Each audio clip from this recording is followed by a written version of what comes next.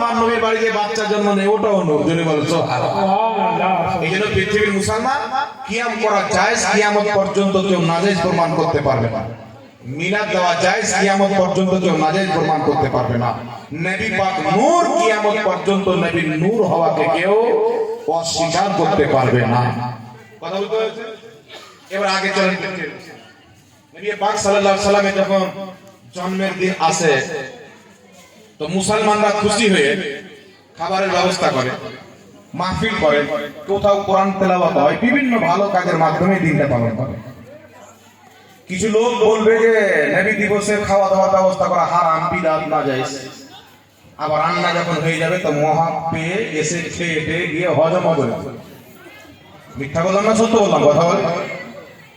তো যে ব্যক্তি হালালকে হারাম বললো সে আল্লাহ পাকের সীমাকে পার করলো। আল্লাহ যে সীমা নির্ধারিত করেছেন সেটা উল্লঙ্ঘন করলো। রাসূল পাক সাল্লাল্লাহু আলাইহি ওয়াসাল্লাম হাদিস মুসান্নাফে আব্দুর রাজ্জাক, মুসনাদে বাজ্জার, এই দুই কিতাবের মধ্যে হাদিস রয়েছে হাসান সনদে। নবী পাক সাল্লাল্লাহু আলাইহি ওয়াসাল্লাম 40 বছর বয়সে নিজের নবী হওয়ার এলান করেছিলেন। আদমকে সৃষ্টি করার পূর্বে আল্লাহ নবুয়ত দিয়ে নবীকে নবী বানিয়ে দিয়েছিলেন। যারা বলে নবী 40 বছর পর নবী হয়েছেন, পূর্বে নবী ছিল না, এই মর্মে পৃথিবীর কোন মৌলবি একটা হাদিস দেখাতে পারে না। তবে আমি আপনাকে দুটোই সহিহ হাদিস বলে দিচ্ছি। মুসনাদে আহমদের মধ্যে সহিহ হাদিস, রাসূল পাককে সাহাবী বলছেন, ইয়া রাসূলুল্লাহ মাতা জুইলতা নবিয়ান, ইয়া রাসূলুল্লাহ আল্লাহ পাক আপনাকে নবী কবে বানিয়েছেন? আমার নবী উত্তরে বলছেন, ওয়া আদামু বাইনার রূহি ওয়াল জাসাদ, আদমের দেহ একদিকে আত্মা আরেকদিকে, তিনার দেহে যখন আত্মা ভরা হয়নি আল্লাহ আমি মুস্তাফাকে নবী বানিয়ে দিয়েছেন। ইমাম হাকিম রাহমাতুল্লাহ আলাইহি আল মুস্তাদরাক আলা সাহিহাইন কিতাবের মধ্যে হাদিস উল্লেখ করে তিনি নিজেই বলেছেন, হাদা হাদিসুন সহিহুল ইসনাদ আলা শারতি শাইখাইন। ইমাম বুখারী মুসলিমের শর্ত অনুযায়ী হাদিসটি হচ্ছে সহিহ। হযরতে আবু হুরায়রা রাদিয়াল্লাহু তাআলা আনহু আমার আপনার নবীকে জিজ্ঞাসা করছেন, ইয়া রাসূলুল্লাহ মাতা কুনতা নবিয়ান, ইয়া রাসূলুল্লাহ আল্লাহ পাক আপনাকে নবী কবে বানিয়েছেন? আপনি কবে থেকে নবী ছিলেন? আমার আপনার নবী উত্তরে বলছেন, কুনতু নবিয়্যান ওয়া আদামু বাইনার রূহি ওয়াল জাসাদ, আদমের দেহের মধ্যে যখন আত্মা ভরা হয়নি কুনতু নবিয়্যান, আমি মুস্তাফা তখনও নবী ছিলাম। শেখ আব্দুল হক মুহাদ্দিস দেলভি মাদারিজুন নবুওয়াতে বলছেন, আমার নবী নবী হয়েই জন্মগ্রহণ করেছেন। সুবহানাল্লাহ। আর কিছু চানাচুর বিক্রি করেওয়ালা মুন্সি বেরিয়েছে, এরা বলছে 40 বছর পূর্বে কেউ বলছে নবী পথভ্রষ্ট ছিলেন, হেদায়েতের রাস্তা জানতেন না। 40 বছর পূর্বে নবী ছিলেন না, 40 বছর পর নবী হয়েছে।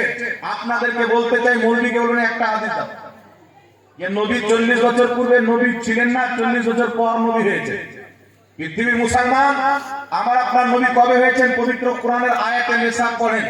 আল্লাহ বলছেন, ইদ আখাদাল্লাহু মিসাকান নাবিয়িনা লামা আতাইতুকুম মিন কিতাবিন ওয়া হিকমা সুম্মা জাআকুম রাসূলুম মুসাদ্দিকুল লিমা মাআকুম লা তু'মিনুন্না বিহি ওয়া লা তানসুরুন্না ক্বালা আকরারতুম ওয়া আখাযতুম আলা যালিকুম ইসরি ইলা আখির আয়াত। আল্লাহ পাক আত্মার জগতে নবীদের দেহকে একত্রিত করে জিজ্ঞাসা করেছিলেন, নবীদেরকে বলেছিলেন, হে আদম, এই ইব্রাহিম, এই মুসা, প্রত্যেক নবীর আত্মাকে একত্রিত করে আল্লাহ পাক বলেছিলেন, যখন তোমরা দুনিয়াতে যাবে নিজ নিজ জামানাতে আমি একজন নবী পাঠাবো যার নাম মুহাম্মদ রাসূলুল্লাহ। তোমরা নিজের জামানাতে আমার সেই নবীর আগমনের খুশির সংবাদ তোমাদের উম্মতের মধ্যে প্রচার করে দিবে, প্রচার করে দিবে। তাওরীতে নবীকে নবী বলা হয়েছে, ইনজিলে নবী বলা হয়েছে, জাবুরে নবী বলা হয়েছে, সহিফাতে নবী বলা হয়েছে। কারণ আমার আপনার নবী আদমকে কমপ্লিট করার পূর্বে আল্লাহ পাকের নবুয়ত দিয়ে নবী বানিয়ে দিয়েছেন। বল সুবহানাল্লাহ। এবার একটা কথা আপনাকে বলি বাবা, ইমাম ইবনে কাসির রাহমাতুল্লাহ আলাইহি তাফসীর ইবনে কাসিরের মধ্যে সহিহ সনদে হাদিস দিয়েছেন। তিনি হাদিস উল্লেখ করে বলছেন, ওয়া আথবাতা ওয়া সাহহা, এই হাদিসটা প্রমাণিত এবং সহিহ। রাসূল পাক বলেন, কুনতু আউওয়ালান নাস ফিল খালক, আমি মানুষের মধ্যে সর্বপ্রথম সৃষ্টি, ওয়া আখিরুহুম ফিল বা'স, পাঠানোর দিকে